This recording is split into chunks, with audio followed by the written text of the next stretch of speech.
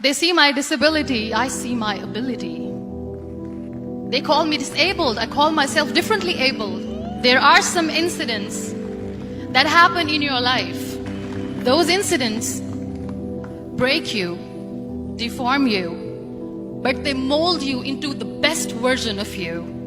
And the same thing happened to me. I was 18 years old when I got married. My father wanted me to get married. And all I said was, if that makes you happy, I'll say yes.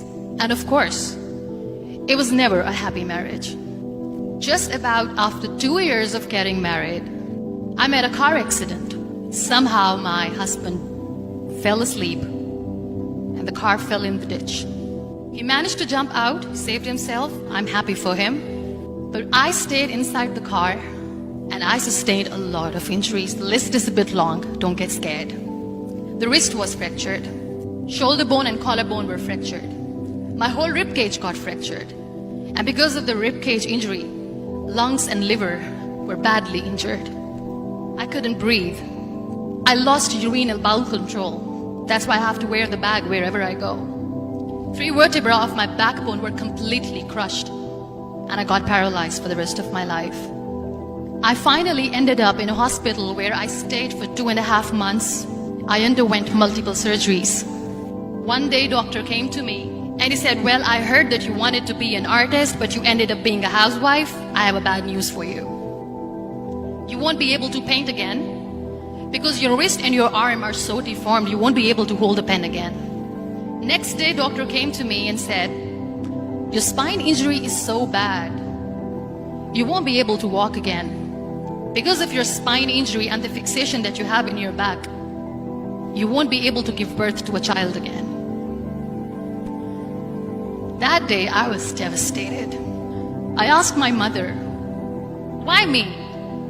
And that is where I started to question my existence. Why am I even alive? And that is where I realized that the words have the power to heal the soul. My mother said to me, this too shall pass. God has a greater plan for you. I don't know what it is, but He surely has. And in all that distress and grief, somehow or the other, those words were so magical that they kept me going. One day I asked my brothers, I know I have a deformed hand, but I'm tired of looking at these white walls in the hospital and wearing these white scrubs. I'm getting tired of this. I want to add more colors to my life. I want to do something. Bring me some colors. Bring me some small canvas. I want to paint. So the very first painting I made was on my deathbed, where I painted for the very first time. It was not just an art piece or just my passion. It was my therapy. And then I was discharged and I went back home. And I went back home and I realized that I have developed a lot of pressure ulcers on my back and on my hip bone. I was unable to sit. There were a lot of infections in my body, a lot of allergies. So doctors wanted me to lie down on the bed straight for not 6 months, for not 1 year, for 2 years. I was bedridden, confined in that one room, looking outside the window, listening to the birds chirping, and thinking maybe there will be a time when we'll be going out with the family and enjoying the nature. That was the time where I realized how lucky people are. That is the time where I realized that the day I'm going to sit, I'm going to share this pain with everyone to make them realize how blessed they are, and they don't even consider them lucky. That day I decided that I'm going to fight my fears. We all have fears. Fear of unknown, fear of losing people, fear of losing health, money. We want to excel in career, we want to become famous, we want to get money. We are scared all the time. So I wrote down one by one all those fears. And I decided that I'm going to overcome these fears one at a time. You know what was my biggest fear? Divorce. I was trying to cling on to this person who didn't want me anymore, but I said no. I have to make it work.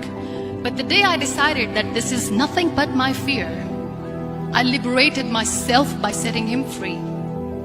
And I made myself emotionally so strong that the day I got the news that he's getting married, I sent him a text that I'm so happy for you and I wish you all the best. And he knows that I pray for him today. Number 2 was, I won't be able to be a mother again. And that was quite devastating for me. But then I realized there are so many children in the world, all they want is acceptance. So there is no point of crying, just go and adopt one. And that's what I did. People think that they will not be accepted by the people because we, in the world of perfect people, are imperfects. So I decided that instead of starting an NGO for disability awareness, which I know will not help anyone, I started to appear more in public. I started to paint. I decided that I'm going to join the national TV of Pakistan as an anchor person. And I've been doing a lot of shows for the last 3 years. I became the National Goodwill Ambassador for UN Women Pakistan, and now I speak for the rights of women, children.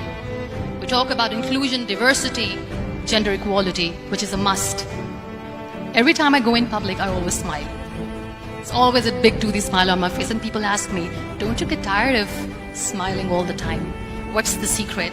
I always say one thing, that I have stopped worrying about the things that I have lost, the people that I have lost.